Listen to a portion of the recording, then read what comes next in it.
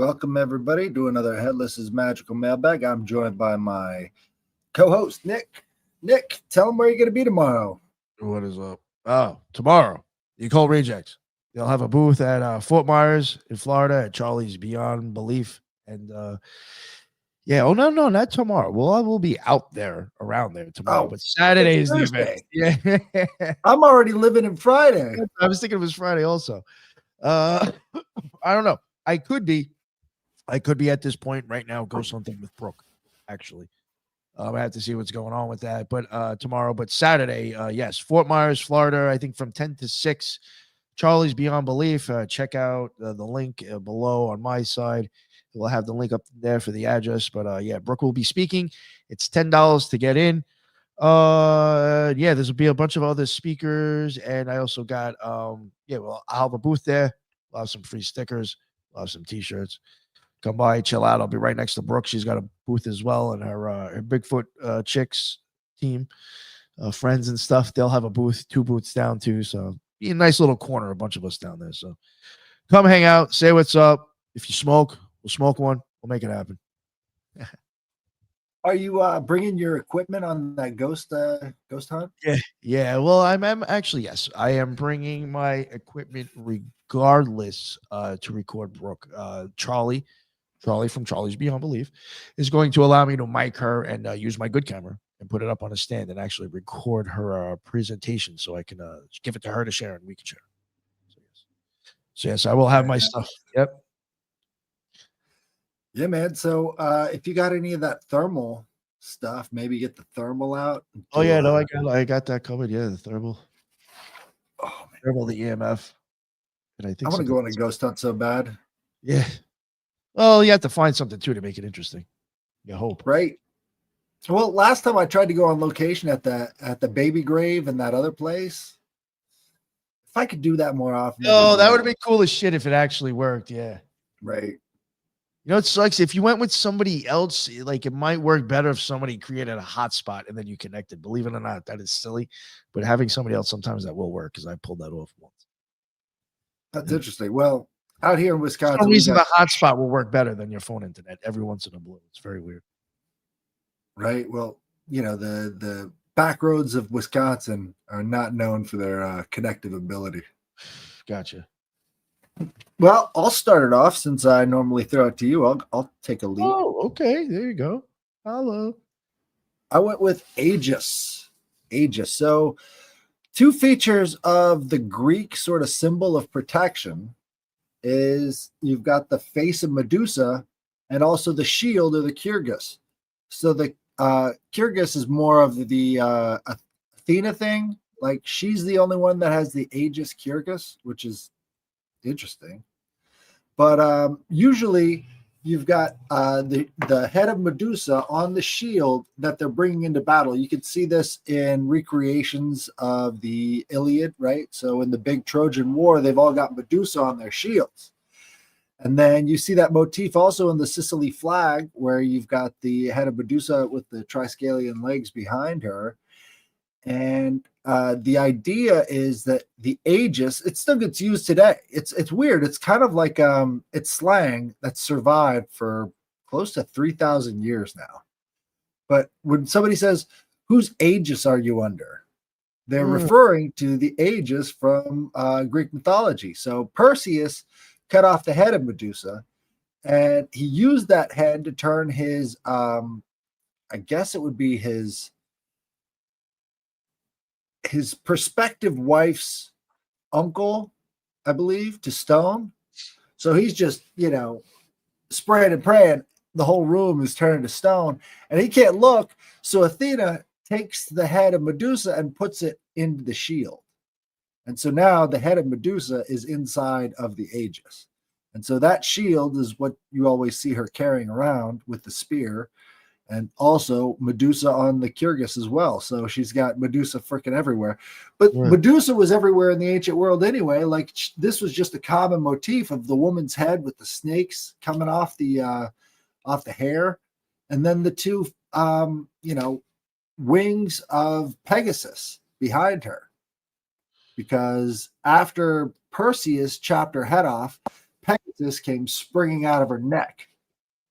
And so that's where Pegasus comes from. That was the origin. So that's what he flies into. And, we've got the Pegasus constellation. We've got the Perseus constellation. And he's holding up the head of Medusa with Algol in the eye. So I think it's a pretty significant shield or a symbol in the background of everything else. It's sort of like running on autopilot in the subconscious mind of everybody, but it's still in there. Yep. So that's my symbol, the Aegis. Listen, dude. I gotta switch back to a regular view. Oh, there you are. Oh, nice. That's right. You're in charge of this. I had to blow that up, so I wanted to be able to look at that thing better. All right. Let me get my notes up for this. Yes, this is the spade of Marduk. So it's a small triangle spade or hoe emblem carved atop a tiny shrine or altar on Babylonian Kadurus boundary stones. It serves as a symbol of Marduk, the city god of Babylon, and is frequently shown beside Marduk's dragon. And the Met has one there. When it first shows up, this emblem is securely attested in the Kassite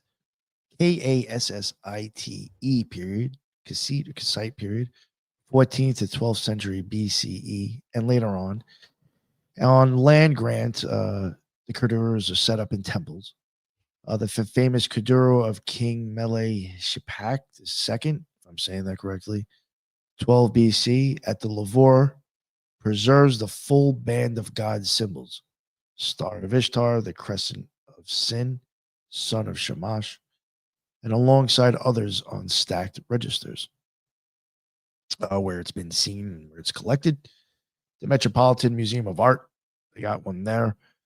Like the one I just mentioned now, the two Kudros, including the Mele-Shipak, with the classic top register of divine emblems. And again, that has the Ishtar sign and has a disc and a horned tiaras or an Anu or Enlil on there sometimes as well. Sometimes it has a goat or a fish or the goatfish. And the British Museum also has another one. They have the one with the goatfish, and they have the ram-headed crook. They have the one with the bird on the perch, which I think I have images of those, which I can show you when I'm done. What it means: identify mark of Marduk. Its authoritative Mesopotamian deity lists and describes Marduk's symbol as a triangular spade shown on top of a temple or shrine on Kadurus. The recorded royal land grants and were Kadurus recorded royal land grants and were set up in temples, combining cuneiform deeds with a skyline of the gods' emblems as legal divine guarantees and curses on violators. Some overviews note the spade may reflect agricultural or canal management associations of Marduk. Used with caution, it's secondary interpretation, not a requirement for reading the sign. How was it used? As a carved divine signature anchoring a land grant's legitimacy and the curse formulas that protect it, Kadurus routinely stack multiple god emblems so the entire pantheon witnesses the document. Jesus. That's kind of interesting. Like, classic. So I guess like the more you bring, I guess the more valuable it is. Classic Kapora map. I mean, that just depends on who has got more fucking time to carve these things, then, right? Like, well, in some ways. Well, I made 10 of these. You better make sure you fucking do it now. Is that what we're talking? I think there's a really interesting link between these stones and the mounds, right? Because the mounds would have these property deeds inside of them, sort of granting everybody in that region access to the thing. And so these things are sort of planted out by the borderline to tell people, who owns this land and not to come any closer or whatever. They still have those boundary stones in Washington, D.C., which that's a very ancient concept if they're putting out boundary stones. What's that? I wonder if I actually saw any out there. I didn't even realize what I was looking at. Well, if you hang out around the border of Washington, D.C., they still have some in Alexandria, too, because Washington, D.C. was supposed to encompass all of Alexandria down across the Potomac. And so you could find the boundary stones of where they were supposed to have property, but now that's all Alexandria, but the boundary stones are still there. It's kind of interesting. So DC was supposed to be a perfect cube. And the thing that cut it off was the Potomac River and into Virginia. They wanted to have it between the two spaces so that it couldn't be controlled by either the North or the South. Because, right, that's the boundary line. And understanding that they kind of cut off the South by the Potomac, and that's no longer part of Washington, D.C. proper, it's really kind of says something about the politics there. Yeah. That's amazing. Is that Tiamat? Let me change. I don't think that was mentioned, but I mean, it could be. Look at these. I mean, we've seen these before. Yep, that's also a very common Native American motif. At least the one on the left is.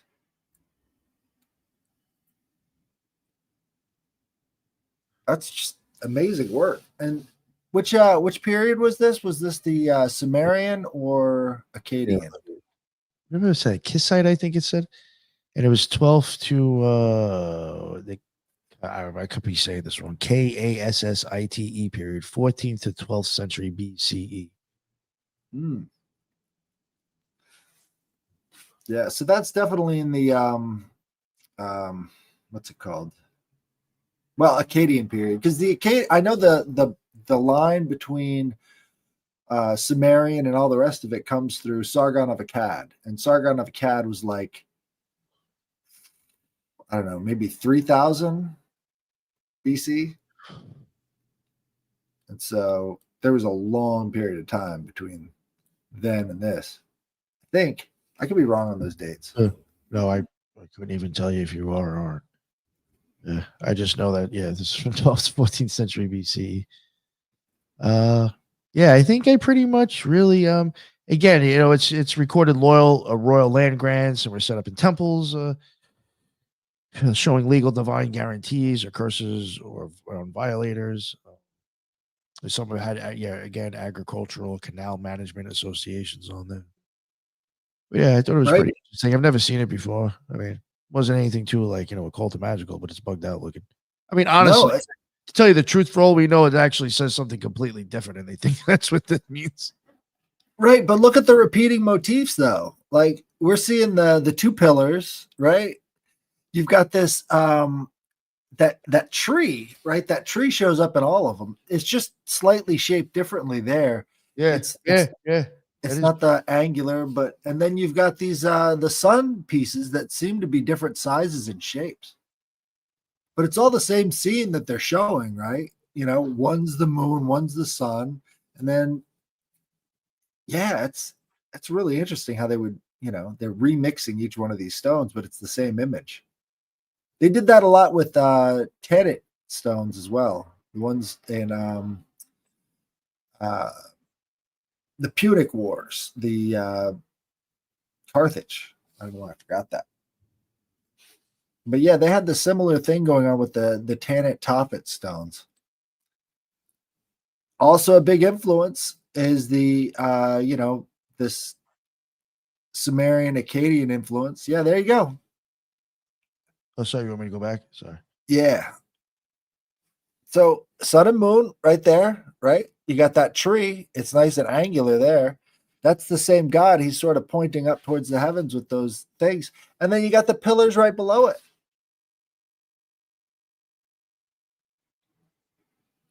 So it's really interesting. These are just different styles of depicting the same event. Yeah. I like that. Good eye, sir.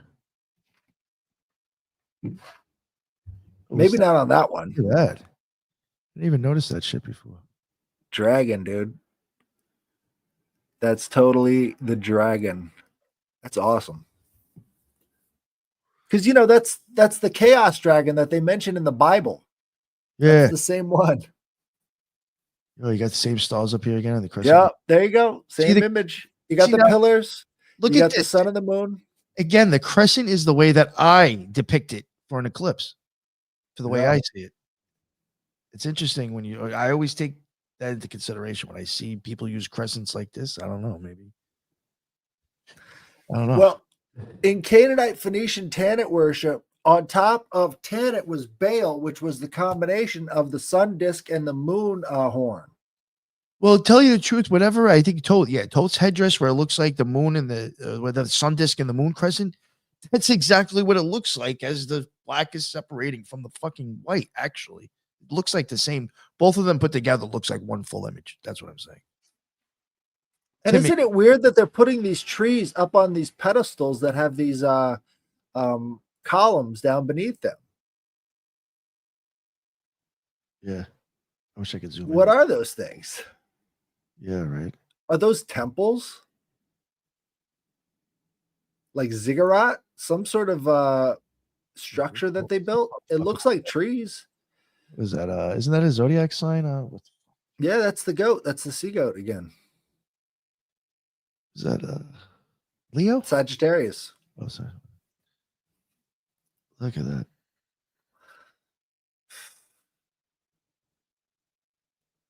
All right, I'm done. Sorry, taking up too much time. Dude, I love these things though. Because once you start to see the similarities, they just start popping out. It feels so much richer. Like there was really something that you can read from these things. Some kind of story. That could be the entire Baal cycle sort of summed up in a single image. That would make sense, at least. Damn, I didn't get an answer about this. I mean, it doesn't really matter. I'm not saying the person's name. Oh, you got one? Really? Well, I mean, yeah, kind of. I forgot to be like, I mean, I don't know. I'm assuming I got one. You want to go first with yours? Mine's pretty long, so. Oh, geez. You don't have to say her name. Yeah. Or his name. His or her name. It's funny how it's funny how you say her because like 9 out of 10, isn't it women that send them in actually? Right. You're so used to that. That's funny. Come on, guys. You need to have some occult experiences. We're getting beaten by the ladies. Get out there and dig something up in the middle of the night. You never know what you're going to find. You're right. I was in some unfamiliar Polish city with a man in another man's apartment. I was talking to the man who lived there about something completely unimportant, and the conversation was quite short. What I remember more clearly is the layout of his apartment. There was quite a few rooms, and it was quite well furnished for his age and for being a block of flats. And what I saw outside the window, an ordinary busy street, it looked like I might have been somewhere near my family city. Throughout the dream, I had the feeling that another dream had somehow merged into it, like I was in between realism and some kind of mystical reality. I know that again, I saw my grandmother in the dream. I was making some strange mixtures in gel-like spheres, intending for the materials to be flammable. And there are 3 puppies. Both of the men had completely disappeared. I was doing something like distilling flammable substance and petting the puppies. Even though they were just puppies and my grandmother was there, none of them seemed real. It felt as if they had been dead for years, but were still somehow functioning on Earth, mistaken for the living. But they weren't. Later, I went to the bathroom, and the first man said we had to leave. He seemed real and alive. I don't know him. I don't know the other one either. In the dream story, they were both rather unnecessary. Then it transitioned into the next dream, which was really nice. I dreamed that I was in a huge building, something like a space station or an aviation complex, but not exactly a station, more like an official, refined building for people associated with that station. I was among many people, a crowd, and I think my mom and dad were there. Yes, they definitely were. I was looking at the sky, which was completely black, and on it, the moon in its third quarter. I was watching the moon and saw a ring around it, not circular though, just as the moon was shaped like a crescent. That thin line around it the thin line around it was also in the same shape like a wire. I looked closely.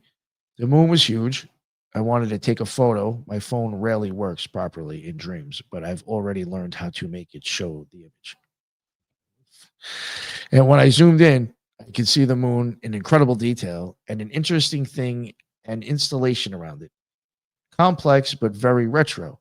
I took a photo and showed it to my father and it turned out that this installation could change the moon's position.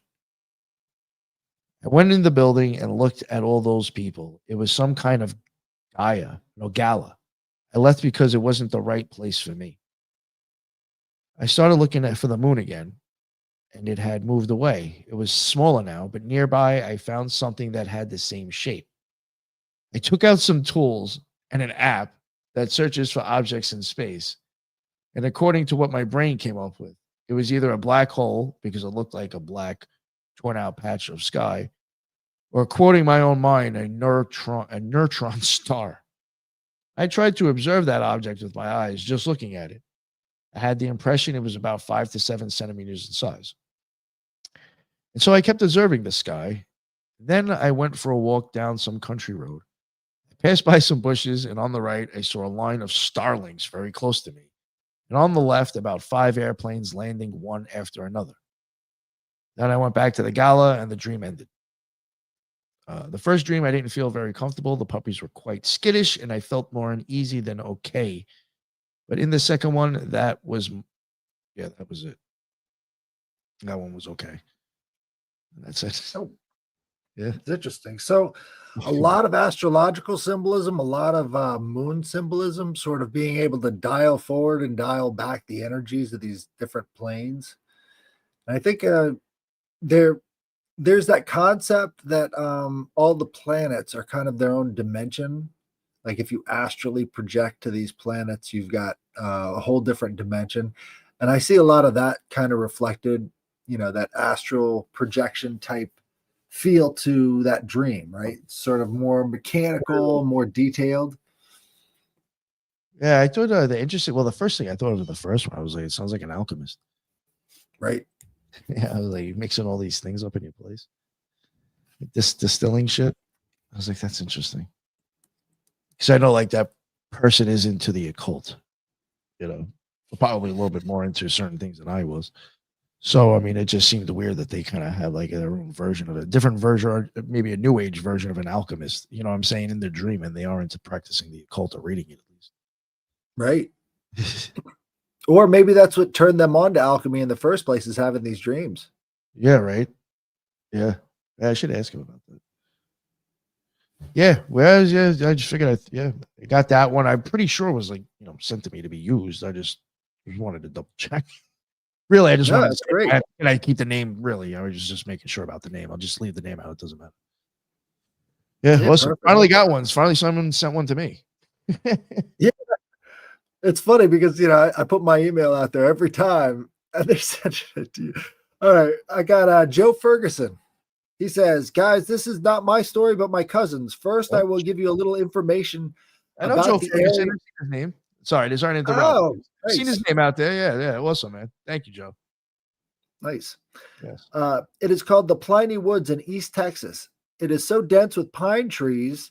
There are some very secluded areas. It's so funny how all these motifs that we were pointing out in that cycle video, or not the video, but the stones that you have are reoccurring themes and motifs in the emails that we're reading. You've got the moon, and now we've got these pine trees. Pines. We also have Pliny Woods, Texas. It's so dense with pine trees, there are some very secluded areas. But we also have our fair share of burial mound sites called the New Diana. New Diana. Interesting. It pretty much has 3 stores and a school. Now, my cousin is a no-nonsense kind of girl who doesn't play around and tells you how it is. She said that one night her and her friend were coming home, and they pulled up to my aunt's house. When you pull up in the drive, you see a panoramic view of the backyard. My aunt has a little garden and some chicken coops in the back, close to the tree line where the woods start. As they were pulling in, and it was like 2 a.m., she said she was completely sober, and she noticed someone in the back by the chicken coops. She said, "Who the fuck is in my mom's backyard at 2 a.m.?" And she turned the brights on. She said that there was a man standing there with 2 chickens in his hands, but he had the head of a dog. I asked her what if it was like a werewolf, and she said no, it was a man's body, but with a dog's head. She said it looked up at her and turned around and walked into the woods, more like what's that Egyptian god's name? Jeez, I'm blanking. Anubis. Anubis. There we go. Yeah, the dog had again. Right. My cousin forgot her friend was with her, and she looks over, and her friend is wide-eyed with her mouth open. My cousin said that she talked to her friend. Did you see that? And her friend was literally out of the car and running up to my aunt's front door, which is usually unlocked. My cousin came in and she tried to talk about it with her friend, but her friend was so freaked out that she wouldn't talk about it and couldn't sleep. As soon as the day broke, she was out there and has never went back to my aunt's place. Now, the house that my aunt lives in was where she and my dad and other siblings grew up. So there's a lot of history there and so had some paranormal activity. I feel like these things are more spiritual rather than physical. I'm not sure, but I will try and see if she will message in with more information.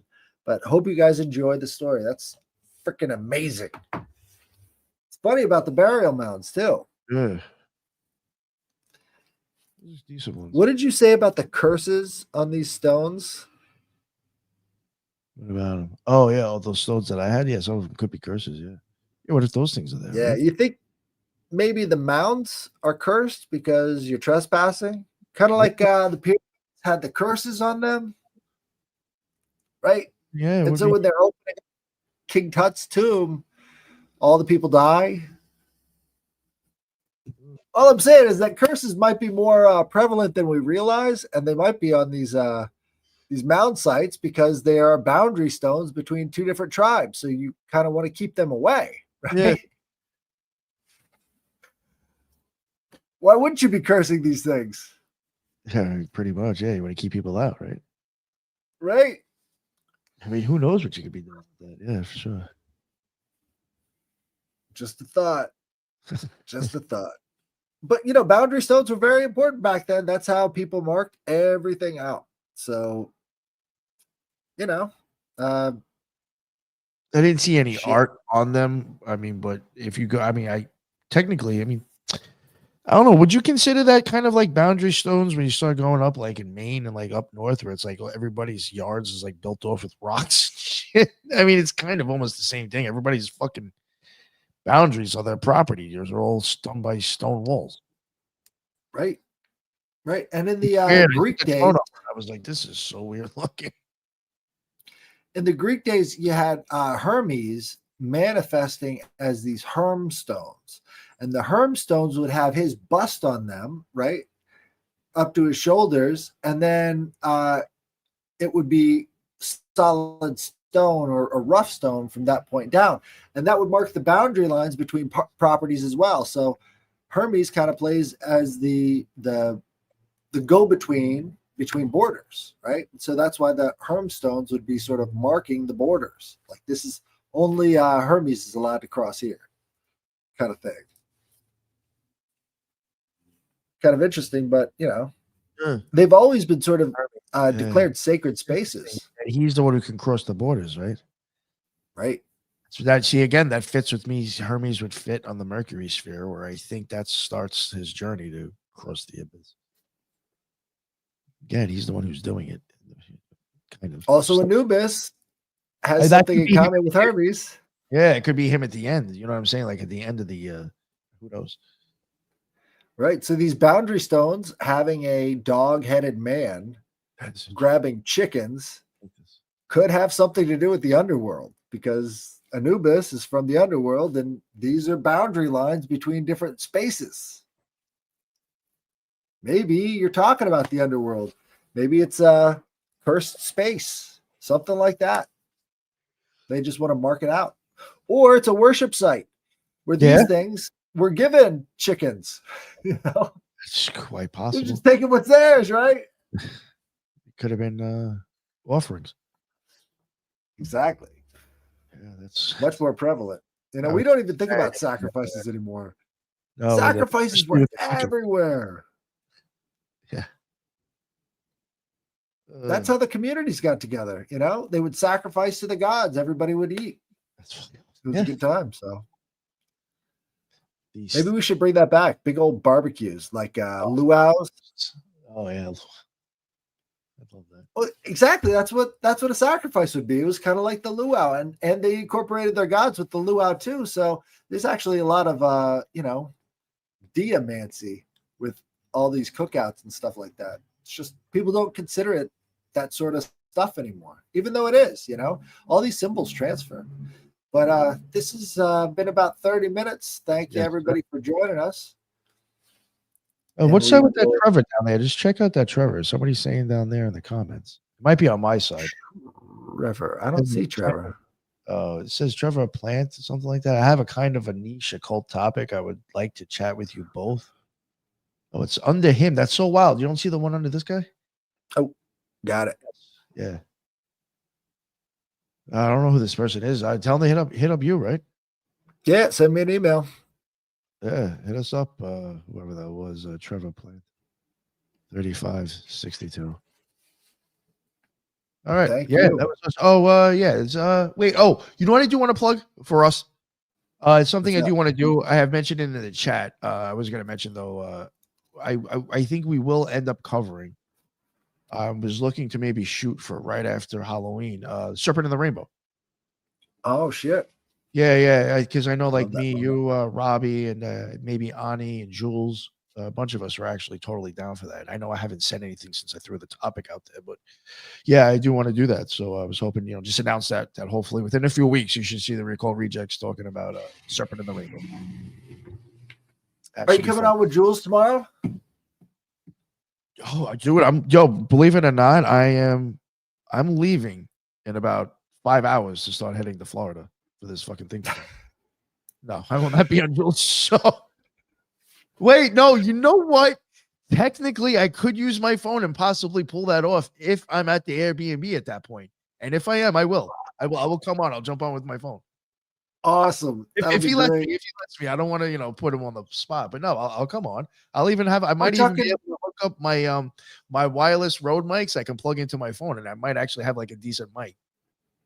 Nice. Yeah. I'll try. Yeah. If I'm around, I'll definitely jump on. I'll fuck it. Who cares? I'll be in an Airbnb by myself, like fucking loser. Or I'll be out broke. I don't know. I might. Who knows?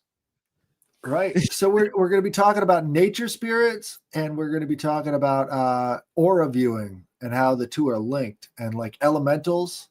So it's going to be a good time. Shit. Yeah. No, if I'm around, I'll jump on for sure, man. Fuck yeah. Thank you. There's a lot of that going on in ghost hunting. Just people don't realize that's what's happening. Oh no, I think. All right, guys. We will talk again next time, and check out the trilogues and Jules' podcast tomorrow. And we'll see you again next time. Bye. Oh, cancel. I hit the wrong button. I'm thinking it's on your podcast, so I'm hitting the away button.